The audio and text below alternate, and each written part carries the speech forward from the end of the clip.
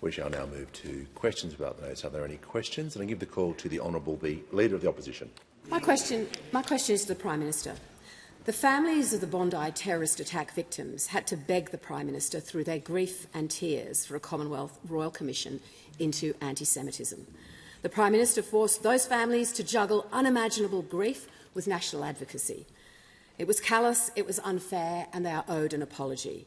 The Prime Minister dithered and delayed with a host of bogus excuses, citing nameless experts, saying it would take too long, arguing it would platform hate. Not once has the Prime Minister admitted to and said sorry for his mistakes. Can the Prime Minister just humble himself for once and simply say sorry? Order. Order. We've dealt with this time question before. I hope it will be the same measure applied if any ministers go over time. The Prime Minister has the call. Mr Speaker, what happened on the 14th of December was a targeted, evil, anti-Semitic terrorist attack on Jewish Australians. And my heart breaks for every person, every family, every community that has been made to suffer because of that senseless, hate-filled violence. I've attended homes, synagogues, private meetings, both in their homes, in my Sydney home for the moment, in my Sydney office with those families. I haven't had TV cameras with me and radio reporters. What I've done is engage respectfully with those people. I've said I feel the weight of responsibility for an atrocity that happened whilst I'm Prime Minister. And as I have said, I am sorry that this occurred. Sorry for the grief and pain that the Jewish community and our entire nation have experienced. Our responsibility is to channel that grief, that pain, that anger into meaningful action, making a difference. And that is what I have striven to do. I've said that we would implement in full the recommendations of the Anti-Semitism Envoy's report. Unfortunately, some of those recommendations, the most serious ones about vilification, did not receive the support of either the Coalition or the Greens in the Senate and therefore were not able to be pursued. We did, in the immediate aftermath of the attack, our priority was unashamedly about the safety of Australians. If you look at what has happened with terrorist attacks overseas, what often occurs is that one attack leads to another coordinated attack somewhere else as part of planning. Our first priority, unashamedly, on the Sunday night, on the Monday, on the Tuesday, on the Wednesday, on the Thursday, was not to worry about politics. Our priority was, were these people part of a cell? Would there be another attack at another place in Sydney? Would there be a follow-up attack in Melbourne? Were Jewish Australians being kept safe? Were the leaders of those communities being kept safe? We upgraded the security measures around the track. Our priority was that. What were the gaps that were missed in security as well through the National Security Committee that has met on almost a daily basis every day since December 14? That was absolutely our priority, was to get that right. Our second priority was to make sure not that we do something in a year's time or 2 years' time, but to do something immediately. And the Parliament, the House of Representatives, passed legislation, not as strong as we would have liked in tackling anti-Semitism just before question time, but what we could get through. That was our priority, and we called a Royal Commission. Once we had the Royal Commissioner in place, once we had consulted the Jewish community about the terms of reference as well. Order. Give the call to the member for order. Asking all members to show restraint today, of all days. Give the call to the member for Isaacs. Thank you, Mr. Speaker. My question is to the Prime Minister. After the tragic events of the violent anti-Semitic terrorist attack at Bondi Beach last month, how is the Albanese government working to combat anti-Semitism, extremism and hate and keep all Australians safe? The call to the Prime Minister. I thank the member for Isaacs for his question, and his commitment, not just as a member of the Australian Parliament, but as also someone who is very committed to helping his fellow Jewish Australians and who travelled to Sydney just in the hours after this terrible attack on the first night of Hanukkah, where 15 Australians were murdered at Bondi Beach. They, of course, wounded dozens more, men, women and children. It was an anti-Semitic terrorist attack aimed at Jewish Australians, inspired by ISIS, the deadliest that has ever occurred on Australian soil.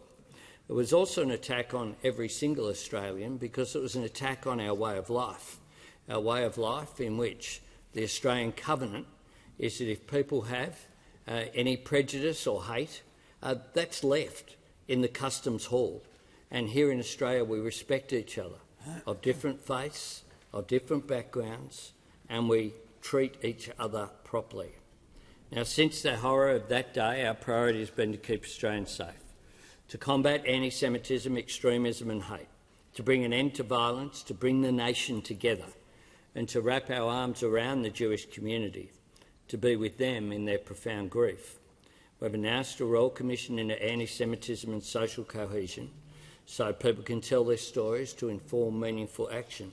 Today, we have passed through this House laws to address both the motivation and the method of the anti-Semitic terror attack at Bondi, because the terrorists had hate in their hearts, but they also had high-powered rifles in their hands. We're taking action on both, tackling anti-Semitism, tackling hate and getting dangerous guns off our streets. On Thursday, we'll come together in a National Day of Mourning, honouring the victims and all those impacted by the violence at Bondi. The theme that the Chabad community have chosen is Light Will Win, a gathering of unity and remembrance. And that is what the local community, led by their spiritual leader, Rabbi Ullman, who I've spoken with again this morning, really want to see. A fitting moment for our grieving nation to come together and reaffirm our commitment that in Australia, light triumphs over darkness. Give the call to the Leader of the Opposition. Thank you, Mr Speaker. My question is to the Prime Minister. After Australia's deadliest ever terror attack in Bondi, the families of victims wrote to the Prime Minister and said, quote, "We have endured more than 2.5 years of relentless attacks. Our children feel unsafe at school. Our homes, workplaces, sporting fields and public spaces no longer feel secure. It is an intolerable situation that no Australian should have to endure. Prime Minister, I ask again, will you apologise to Jewish Australians because you and your government did not listen?" The call to the Prime Minister. Thanks, Mr Speaker. I certainly acknowledge very directly the pain that Jewish Australians are feeling and that they have felt for some period of time. The idea that anti-Semitism began with the election of the government in 2022 is just not right. The Executive Council of Australian Jewry on the 25th of November 2018 said that the 12-month period ending 30th of September 2018 saw a 59% increase over the previous year in total anti-Semitic incidents in Australia involving threats or acts of violence. Josh Frydenberg, the then Treasurer, said on 10th of May 2019, "Anti-Semitism is on the rise here in Australia and the number of incidents has increased quite dramatically." The member for Barara said on the 7th of May 2019, "I find it hard to believe that in 2019 we are witnessing anti-Semitic incidents on an unprecedented scale." Senator Andrew Bragg at the same time, "I believe anti-Semitism is a rising problem." Order. We don't need those sorts of commentary. Member for Barara is entitled to raise a point of order. Point of order, Mr Speaker, on relevance. The Prime Minister wasn't asked about the history of anti-Semitism in Australia. He was asked whether he apologised for his government failures not to do enough to deal with the anti-Semitism. Prime Minister, order. As all members know, I can't direct any member to give a yes, no or as the answer you would like. Prime Minister is being directly relevant, giving information to the House about the exact topic he was asked about. Prime Minister has the call. Let me be very clear, Mr Speaker. All governments should have done better. That is my point. The idea that anti-Semitism began 2 years ago with the change of government is false, and it's declared to be false by the comments of those opposite in senior positions. Despite the surge in anti-Semitism on their watch, did the Morrison government appoint a special envoy to combat anti-Semitism? No. Did they establish a joint operation bringing together the AFP and ASIO to combat acts of anti-Semitism? No. Did they introduce Australia's first ever hate speech laws? No. Did they legislate a crackdown on preachers and leaders who promote violence? No. That's right.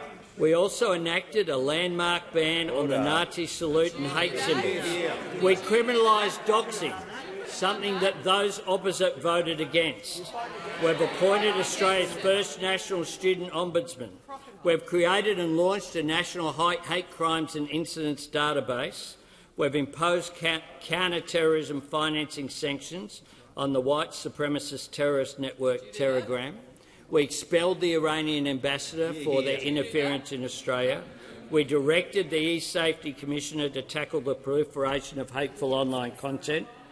And we have now established a Royal Commission on Anti-Semitism and Social Cohesion. Order.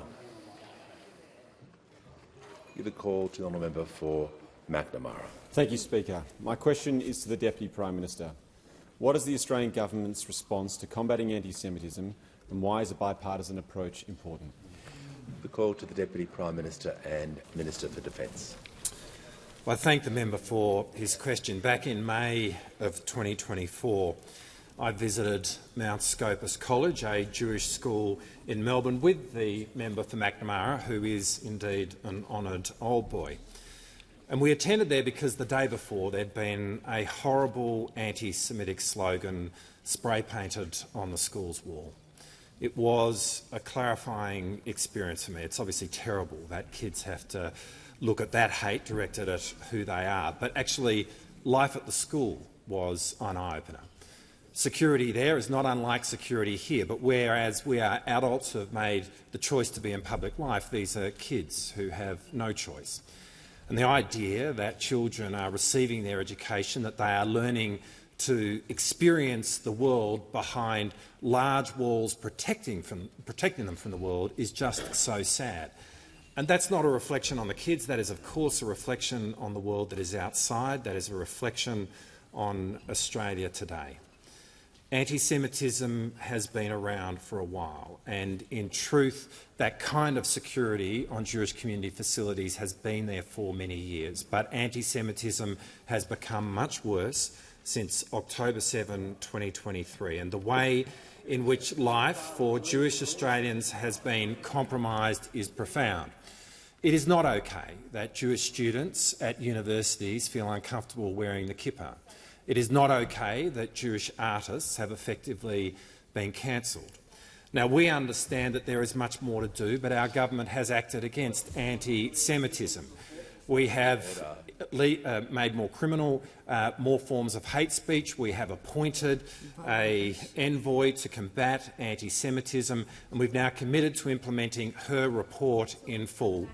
And we would have liked to have done more in that regard this week, but we are grateful for whatever we can do this week amongst all of us, because it takes all of us, which is a point that is well made by the American Jewish Committee in its call to action against anti-Semitism, where it says, when considered only through a partisan lens, anti-Semitism is not being countered but instrumentalised. Anti-Semitism must not be a partisan issue used as a wedge within the Jewish community. Especially in advance of elections, we encourage candidates and elected officials to be mindful of politicisation and reach across party lines to address anti-Semitism. These are wise words. We are only going to rid the scourge of anti-Semitism in this country if we all rise above our parties and do it together. Order. The member for Fisher is just going to cease interjecting because I'd like to hear from the member for Wentworth with her question. My question is to the Prime Minister. Radical extremism, Islamist and other forms, is a threat to Jewish Australians and all Australians, as we saw so devastatingly in Bondi on December 14.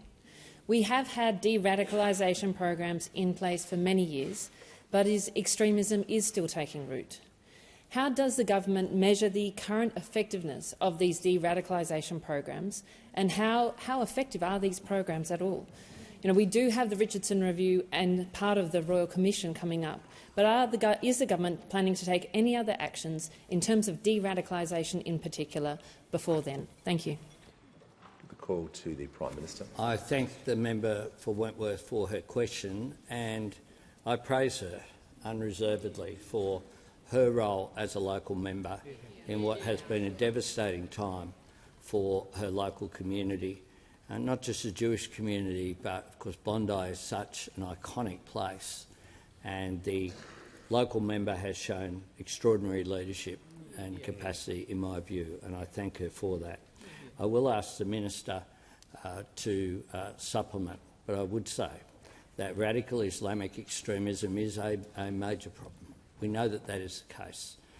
We know that hate preachers can cause a real problem in distorting Islam and creating a circumstance where people are full of hate. And we saw an expression of hate motivated by ISIS, an ideology that isn't about any state, is about an Islamic caliphate around the world. Often this is difficult, as the examples come from what is a father and son. It's much more difficult to detect, as the ASIO Director-General has reported. A big threat is sole actors, an individual actor. In this case, the father and son discussing these things over the dinner table or in private quarters, not engaging in electronic measures, communication that can be detected, means it is much more difficult. But the government has a range of programs. That is certainly something as well that the Richardson Review will look at, and I'll ask the Minister to supplement. The Leader of the House. Thanks very much, Mr Speaker, and thanks, Prime Minister. The counter-terrorism and violent extremism strategy was released again last year, where we renewed the different programs that we run. They're important programs, and there is regular measuring of them. The challenge that we have is terrorism itself is changing as well. If I give simply these statistics, as at January, as at a couple of days ago, we've had, since 2014, 189 people charged as a result of counter-terrorism operations. Right now we have 35 people who are currently before the courts. 18 of them, 18 of the 35 are children. And so what we used to have to monitor in terms of organised cells of people often in their 20s and 30s is very different now. And in terms of the ideology, we are getting mixed ideologies. We're getting seriously mixed ideologies. So you'll have someone, for example, whose ideology will be a mixture of Nazism, of the sort of radicalisation that you've just described, and environmentalism. And this will all be mixed up where the only common theme is violence. That does mean for our agencies the threat now is more complex. People are radicalising younger and faster and predominantly online. The call to the honourable member for Macarthur. Thank you, Mr Speaker. My question is to the Attorney-General. What is the Albanese government doing to strengthen our laws to combat anti-Semitism, hate and extremism after the Bondi terror attack? Call to the Attorney-General. Thank you, Mr Speaker, and I thank the member for his question. On the 14th of December 2025, the deadliest terrorist attack on Australian soil occurred at Bondi Beach. The terrorists had hate in their hearts and guns in their hands. Mr Speaker, let me be clear. Anti-Semitic, hateful and extremist conduct is unwelcome, unacceptable and has no place in Australia. Just 4 days after this abhorrent attack, the government announced a package of legislative reforms to target those who spread hate, division and radicalisation. The government moved with urgency and care, consulting with experts and stakeholders, most importantly the Jewish community, to prepare legislation that deals with both cracking down on hate speech and taking sensible action on firearms. I thank my parliamentary colleagues for their engagement on this legislation. I also acknowledge the Parliamentary Joint Committee on Intelligence and Security for its scrutiny of the exposure draft that led to this bill. These new laws being debated in the Parliament today specifically target those who seek to spread hatred, including those who seek to disrupt social cohesion in our community, and so critically, those who seek to radicalise our youth. As the Minister said previously, it is a shocking fact that since 2001, around 120 people have been convicted of terrorism offences, and of that cohort, 10 were children. However, today, of the 35 people before our courts, around half of them are minors. This unprecedented radicalisation of our youth must stop. We will not allow extremists to groom and brainwash our children into radicalisation, hate and terrorism. These new laws also create a regime for listing organisations whose leaders engage in hate speech or promote violence or racial hatred. The laws also amend the Migration Act to introduce new grounds, enabling the minister to refuse and cancel visas on the basis of hate-motivated conduct and offences relating to the spread of hatred and extremism. Organisations that proffer these hateful ideologies must be outlawed, and their composite members must be held accountable. Indeed, Mr Speaker, some of the cowards who spread hate as part of one such group announced they would be disbanding in anticipation of the effectiveness of these laws. The events of the 14th of December were horrific and must never happen again, and these new laws send a clear message that this conduct will not be tolerated in Australia. Call to the member for Barara. Thank you, Mr Speaker. My question is to the Prime Minister.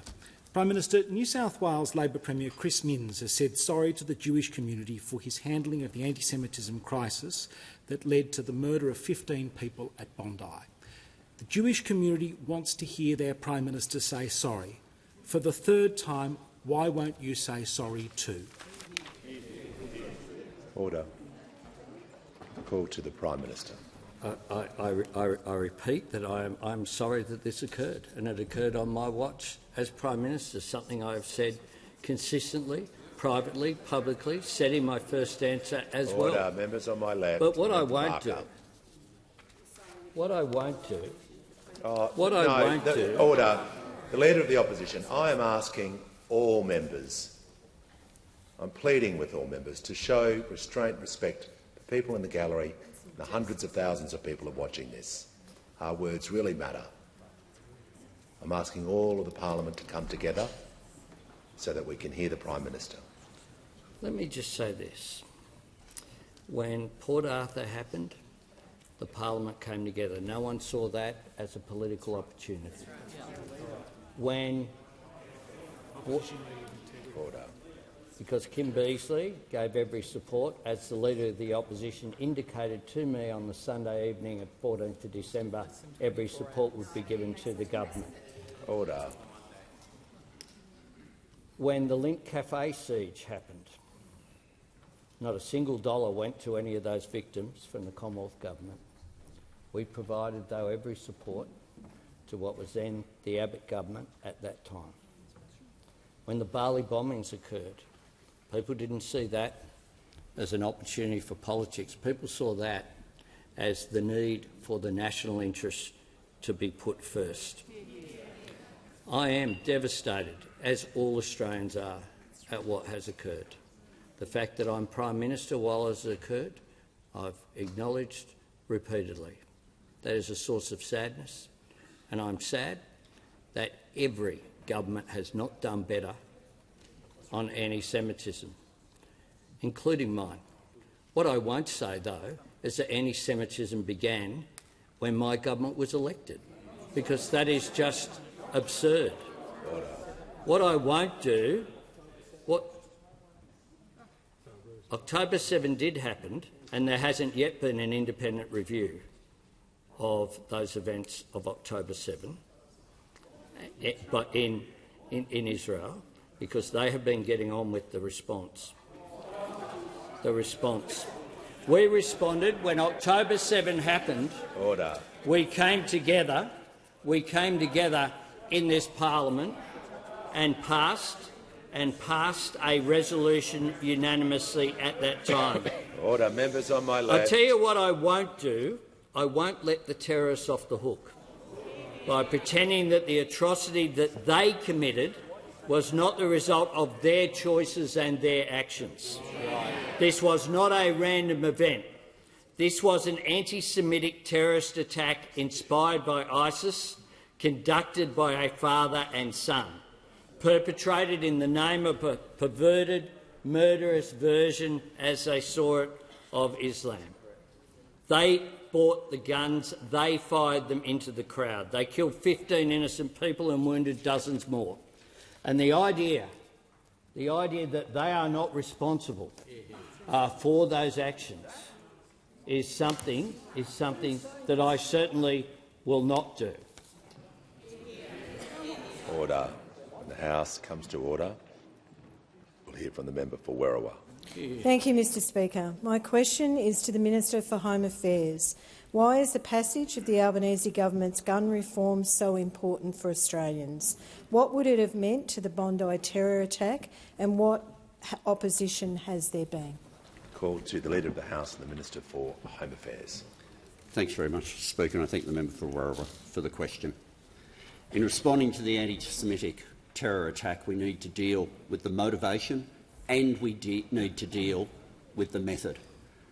We are dealing with two people there who had horrific anti-Semitic bigotry in their minds and in their hearts, and they had weapons they should not have had as those individuals. I don't think anyone argues that those individuals should have been able to have weapons, and we need to be able to respond to the method that they used as well. The vast majority of gun licence holders in Australia take their licences seriously and are responsible individuals. And I say to those people, these changes are not targeted at you. There are claims that have been made by some of those opposite which are simply not true. Our laws will not be a blanket ban on firearms. Our laws will not stop Australian athletes from competing or accessing the equipment they need. Our laws will not stop pest controllers or sporting shooters, those with a genuine need. Our laws will not stop farmers and primary producers from performing their daily tasks.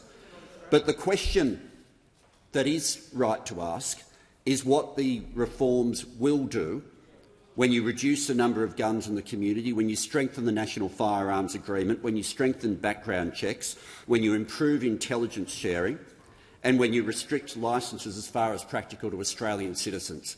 And the critical question that came to a head in a vote today where those opposite did not distinguish, they did not seek to amend, they opposed the lot in the way they voted on the gun laws today, is what would these laws have meant for those two men? Order.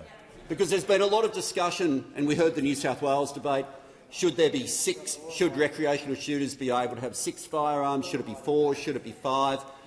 How many would those individuals, those two people, how many firearms would they be permitted to have under the laws today that the government supported and the opposition opposed? And the answer is 0. Under those laws, those two people would have been able to access 0 firearms. What are the reasons?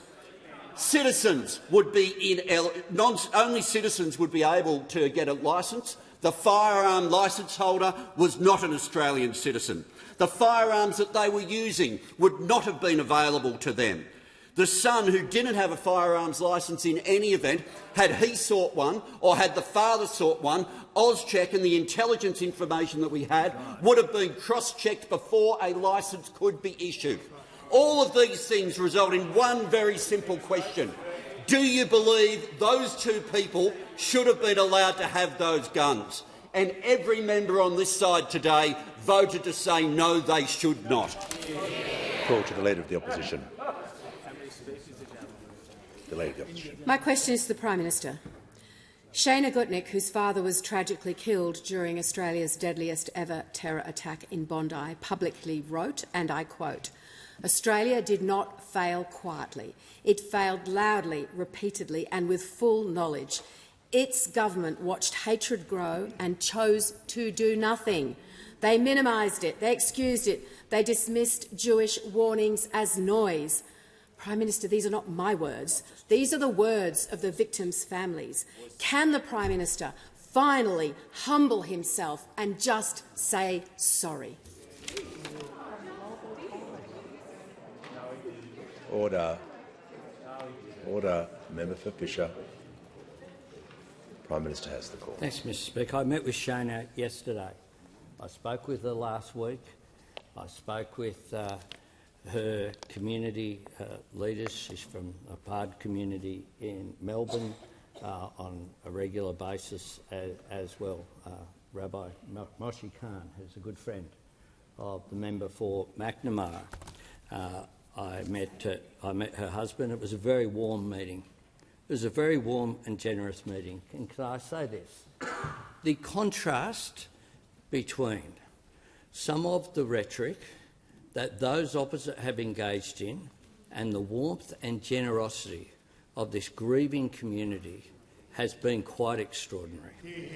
I have been into homes, into synagogues, had meetings, had engagements with small groups, one-on-one, with groups of up to 30.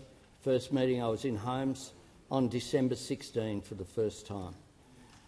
Since then, I must say a number of people I regard now have become friends because of the extent of the engagement. I visited people in hospital. I have engaged with people in every forum, and there is no one who has asked to speak to me who has not had a meeting.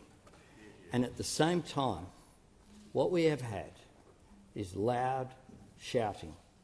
We had shouting that the parliament had to be resumed before Christmas, but then when we resumed it, we were resuming it too soon. We had shouting that we had to introduce legislation based upon the Antisemitism Envoy's report, but when we introduced it, they opposed it. Order. They opposed it. The Prime Minister will pause. Order.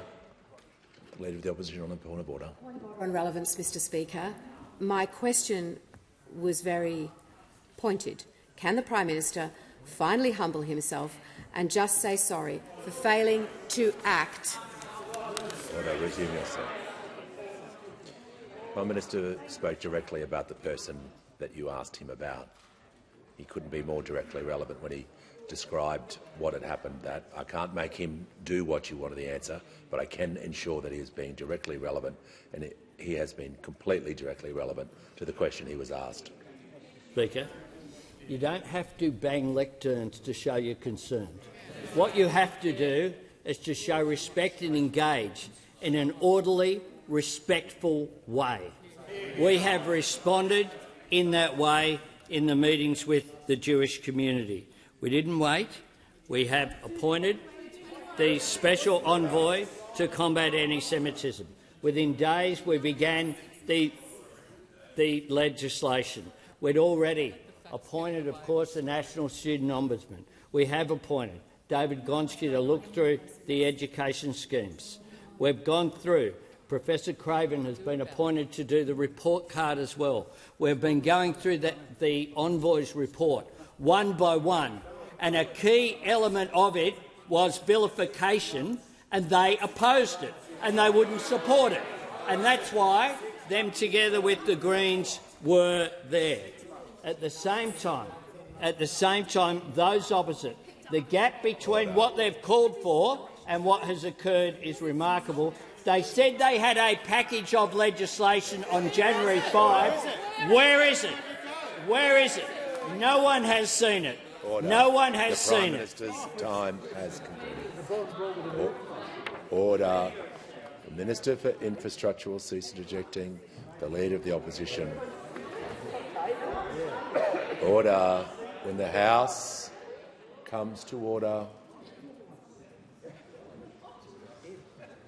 we'll hear from the member for Barton. Thank you, Speaker. My question is to the Attorney-General. How is the government addressing anti-Semitism and social cohesion after the Bondi terror attack? What role will the Royal Commission play? Give the call to the Attorney-General. Thank you, Mr Speaker, and I thank the member for her question. There is no place for hate, violence and terrorism in our nation. In the wake of the abhorrent events on the 14th of December, our response as a nation needs to be above politics. It is about the right outcome for our national unity and our national security. Australia needs to heal, to learn, to come together in a spirit of collective strength and to go forward knowing that light will always prevail over darkness. As the Prime Minister said, the government has engaged with members of the community, particularly Jewish Australians, and we have listened. In addition to the legislation outlined in my previous response, the government has established a Royal Commission on Anti-Semitism and Social Cohesion, led by the Honourable Virginia Bell AC. Ms Bell is an eminent and highly capable former Justice of the High Court of Australia. She also served with distinction on the Supreme Court and the New South Wales Court of Appeal. Ms Bell has the deep experience to conduct her inquiry in such a way that meaningfully examines the impact of anti-Semitism on the daily life of Jewish Australians and works to promote social cohesion. She was an exceptional judge, and I have complete confidence that she will discharge her role as Commissioner with the same fairness and impartiality that she brought to the bench. Her appointment has received wide support, including from the Executive Council of Australian Jewry, where its President Daniel Aguillon said, "I would say that Commissioner Bell is a retired High Court judge with excellent credentials, and we endorse her appointment." I am pleased to update the House that the Commissioner has now formally commenced her role and is wasting no time in operationalising the Royal Commission. The Royal Commission will be an important opportunity for Australians, particularly Jewish Australians, to have their voices heard and to speak to their experiences. It is also important to note that the Royal Commission must be conducted in such a way that it does not prejudice any future criminal proceedings. The letters patent were very clear on this, and Ms Bell, as Commissioner, is well placed to navigate this task due to her extensive experience in criminal law. The government has asked Commissioner Bell to deliver an interim report to government by the 30th of April and a final report by 14 December. We all want a safer, more unified Australia, and this Royal Commission will be one part of that process. Call to the Honourable Member for Barara. Thank you, Mr Speaker. My question is to the Prime Minister. Prime Minister, if a Commonwealth Royal Commission is such a good idea, why did you spend 25 days arguing against it? Order. Give the call to the Prime Minister. I thank the member for Barara for his question. We spent the immediate aftermath, as I have said, of the attack on December 14, making assessments based upon how do we ensure that this isn't part of a cell, part of, given ISIS's recognition that were identified very early on by these perpetrators, that we wanted to make sure we put in place the measures that kept people safe. That was the first priority, as you would expect. And we worked on the Sunday night. The National Security Committee met. On the Monday morning, very early, we met as well with New South Wales Police in Sydney, and we continued to meet on a daily basis. We established that we needed to have the Richardson Review, which would look into the operations of the AFP, ASIO, ASIS, the security agencies, but also in the way that they interacted with state agencies as well. And we chose Mr Richardson as the person who is probably Australia's preeminent expert on foreign, international and defence and security issues. We, at the same time, were then convening a process and announced what the principles would be in the legislation that we would bring before this parliament that was passed. Order. The member for Fisher, no one else is interjecting like this. You're going to cease interjecting for the remainder of question time, or you won't be here. It's not appropriate. No one else is behaving like this. I'm asking you to show restraint. Member Barrera on a point of order. Mr Speaker, on relevance, my question was not about what were the other matters the Prime Minister was doing, but why did he argue against— Resume your seat. You specifically said about the timeline, and you gave a number of days, and the Prime Minister is going through, from what I can hear, day by day, as to the reasons you asked him about. So unless he's straying off, I'll make sure he's being directly relevant, but he is answering the question and giving reasons and argument. The member would be aware also that the New South Wales Government announced that they would have a Royal Commission, and we responded by at the same time as we announced the Richardson Review, said there would be full Commonwealth cooperation, including access to all personnel, all records and everything, which would have made it effectively a Commonwealth Royal Commission as well. We announced that and said that very publicly. We then, of course, worked with the community on what a Royal Commission might look like, because we wanted to make sure that we got it right. There are risks with the Royal Commission, given that a criminal case will be taking place at the same time, and we need to make sure that was covered. We need to make sure as well that we got the Royal Commissioner right, and in choosing Virginia Bell, I believe we did get it right. We also needed to consult with the Jewish community, and we sat down and went through line by line, days before the Royal Commission was announced, to make sure that that occurred. The character assassination that took place in some sections of the media and was briefed out by some people associated with that side of politics in Virginia Bell shows the problem that would have occurred had we not announced not just a Royal Commission, but who the Commissioner was, what the terms of reference was, and have the support of the community for those terms of reference. I thank ECAS for making sure that that occurred. They engaged respectfully. There was one meeting that went for over 4 hours. Order.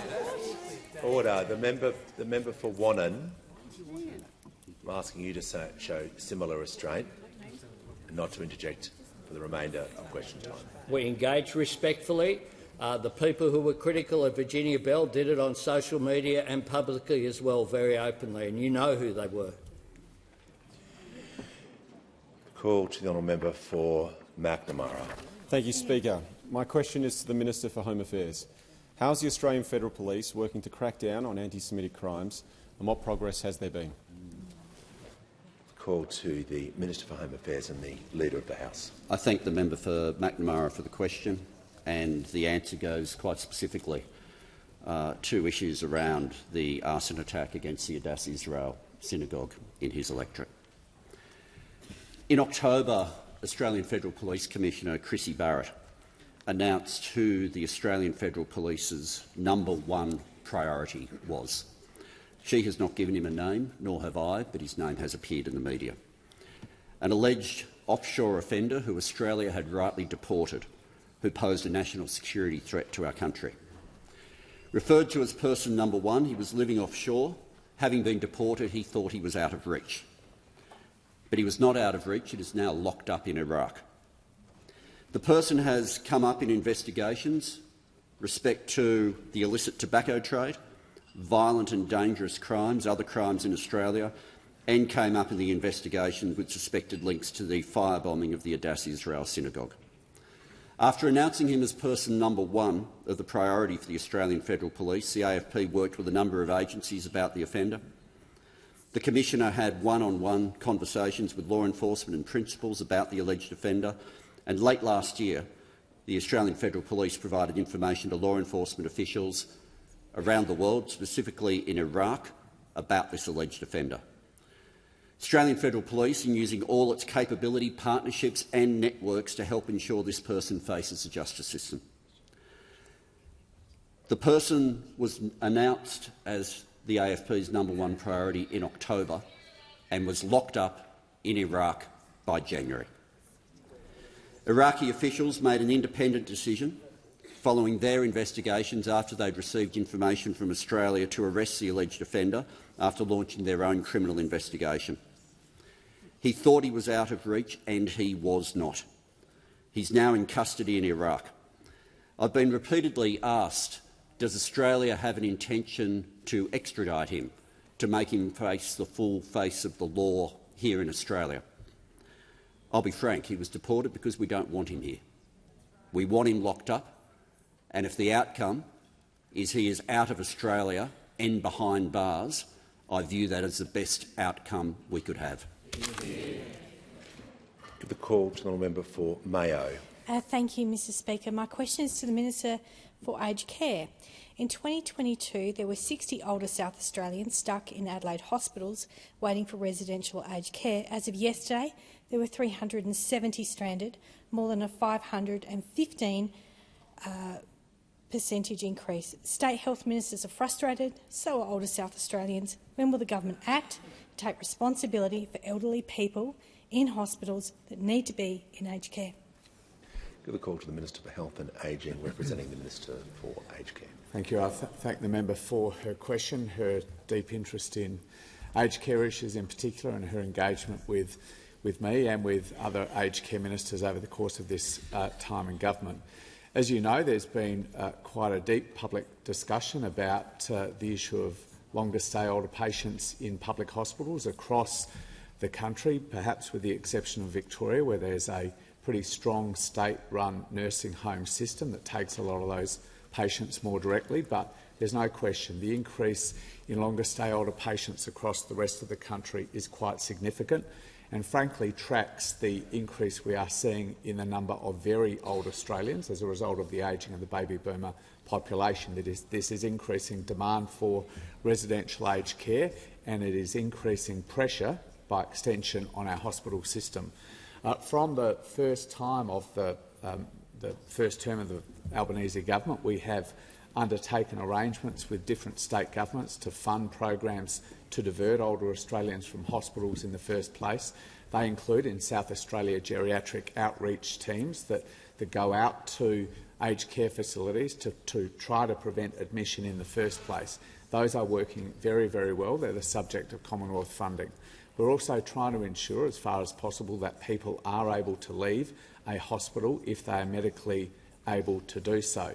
That ultimately, in some cases, depends on there being a residential aged care bed available to them, and we know there is a shortage of residential aged care beds right across the system. That is why we put so much energy, particularly under the former Minister for Aged Care, in designing a new aged care system that would stimulate new investment that had fallen off a cliff, frankly, over the period leading into and certainly during the COVID pandemic. Now, we are still engaged with state governments about that. It is a significant part of the negotiations that remain underway between the Commonwealth and all state and territory governments for a new 5-year hospital funding agreement. Quite explicitly, a part of that negotiation has been to continue and maybe extend and expand arrangements, including Commonwealth funding for longer stay older patients, as I said, both to try to avoid them having to go to hospital in the first place, and if they do end up in hospital, a smooth transition out of hospital into an alternative place, whether that's at home with a home care package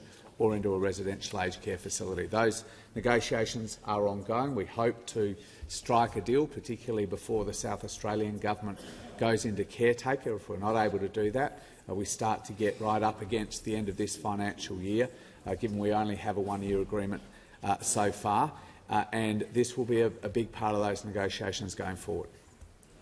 The call to the member for Bendigo. Thank you, Speaker. My question is to the Minister for Emergency Management. How is the Albanese Labor government supporting communities in my state of Victoria and in Queensland that have been affected by recent natural disasters? The call to the Minister for Emergency Management, the Minister for Regional Development, Local Government and Territories. Thank you, Mr Speaker, and I thank the member for Bendigo for her question. And I've been with her and her electorate the last couple of weeks visiting the fireground and speaking with impacted community members about their experiences. And I want to thank you for your work in supporting the community in the aftermath and what will be a long recovery to come. Mr Speaker, the last few weeks have brought severe weather to large parts of our countries. The bushfires in Victoria have been absolutely heartbreaking for many, and our thoughts are with those that have been impacted by those severe fires, including the family and friends of the man who died in the Longwood bushfire. Whilst assessments are continuing, we currently have 1,300 structures, including 400 homes, that have been damaged or destroyed, and stock losses of up to 20,000. The National Aerial Firefighting Fleet has been active across Victoria and other parts of the country as well. And so far we have committed more than $77 million under our joint Commonwealth State disaster recovery funding arrangements, including $75,000 to primary producers as well as a range of concessional loans, personal hardship payments and a range of other grants.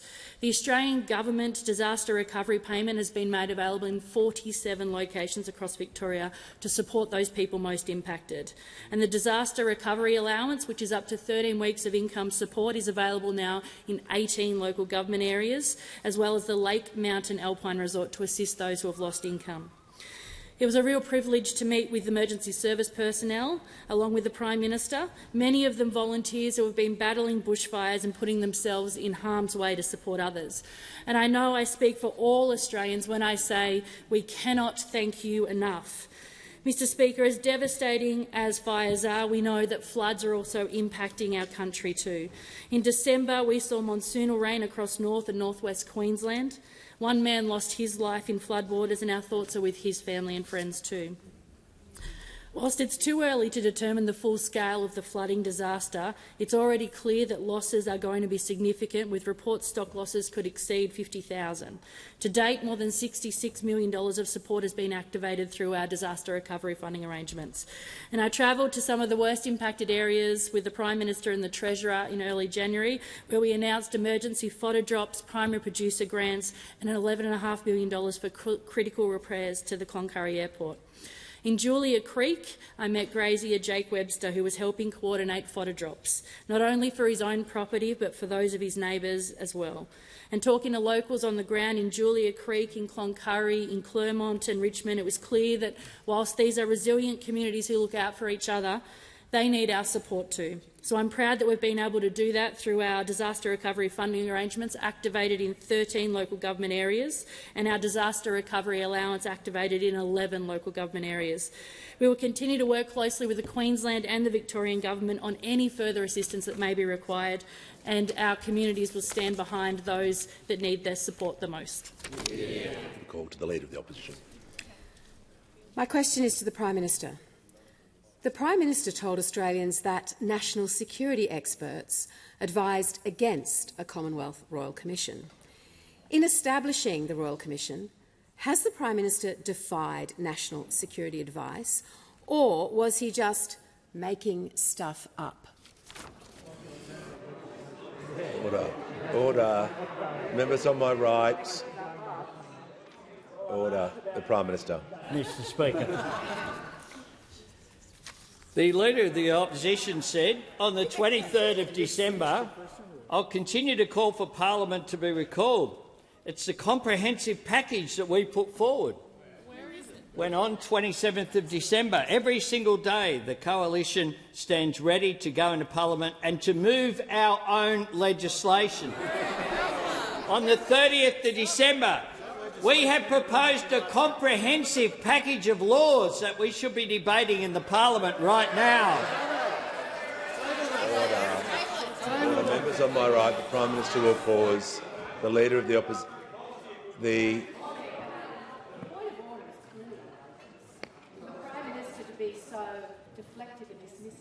question on national security really does him no good whatsoever, and I draw your attention and the Prime Minister's attention back to the question about national security advice and the Prime Minister's citing of that advice for not calling a Commonwealth. The Prime Minister just needs to make sure his answer's being directly relevant. Absolutely. He wasn't asked about alternative policies. He was asked about making stuff up. I was asked about making things up, Mr. regarding Speaker, comments he made. And I've already said that what we did in the immediate aftermath of the 14th of December attack wasn't to say through when the NSC met, that I can't talk about obviously, but it wasn't in any forum where I was, OK, why don't we set up a committee? What it was how do we act? How do we keep people safe? What do we need to do immediately? That was the priority. But the Leader of the Opposition, during all of that time, which we've seen again today, where in spite of the fact they voted for some of the legislation, voted against the areas of national security, I tell you what, see if you can find a national security expert that doesn't support the gun laws that went through this parliament with the support of this side but not that side. Because one of the problems we've had, Mr Speaker, throughout this is the gap between the rhetoric of those opposite and what they've actually done. They said they had legislation and they didn't. Order. There's only been one point of order taken. Yes, and my point of order goes to the order of the House.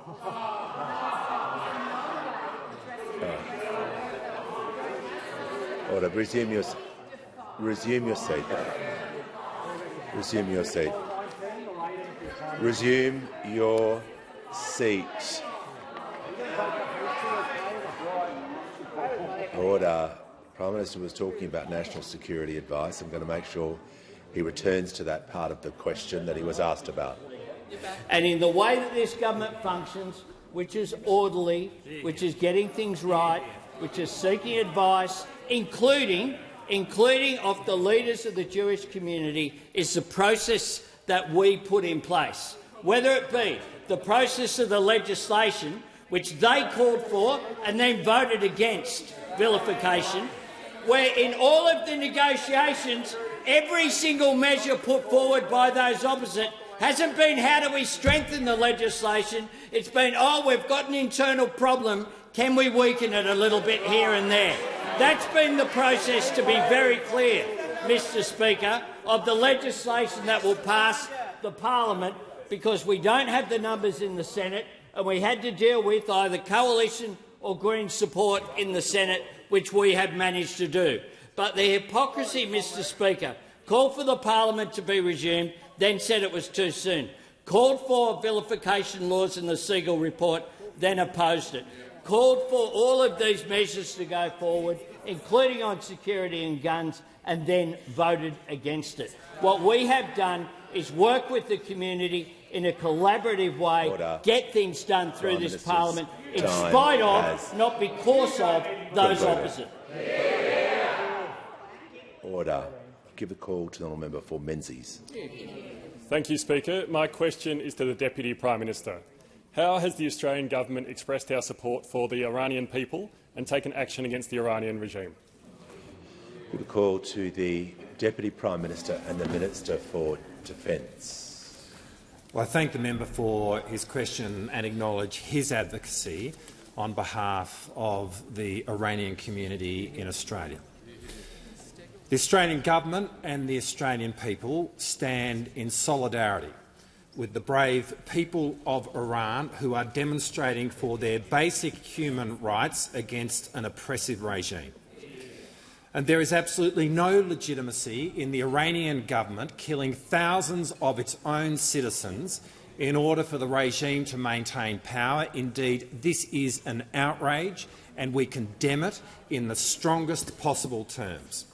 The Iranian people have been having their voice heard for many years now, particularly Iranian women. And our government has taken strong action against Iran. We have more than 200 sanctions in place against individuals and entities, including those within the regime and members of the Iranian Revolutionary Guard Corps.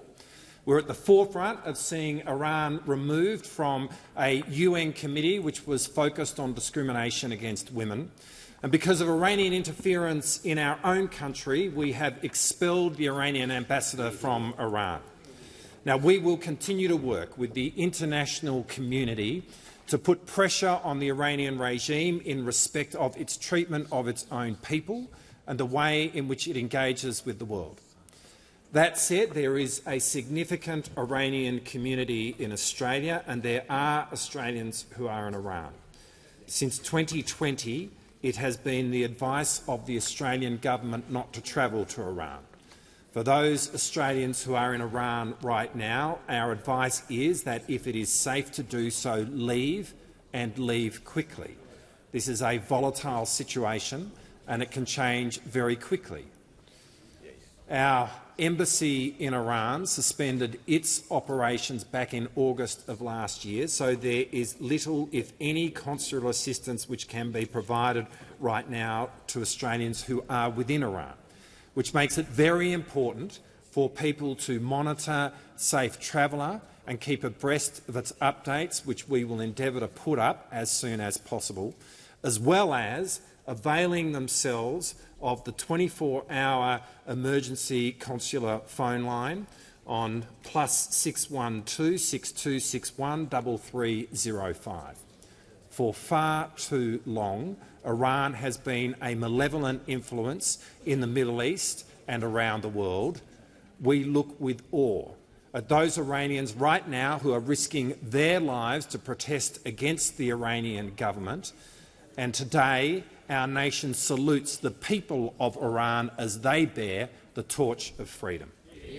On indulgence, the member for Barra has indicated he'd like just to associate with the government's remarks, the minister's remarks. Thank you, Mr Speaker. On indulgence, can I associate the coalition with the remarks of the Deputy Prime Minister? The Iranian regime is a criminal regime that commits human rights abuses against its own people, as we've been seeing, and they export terror and violence abroad, as we have suffered in our own country. And we stand shoulder to shoulder with the government in the condemnation of the Iranian regime, in the support for those people seeking to change the regime, and with the Persian community in this country. That's Mr Speaker. Further questions be placed on the notice paper.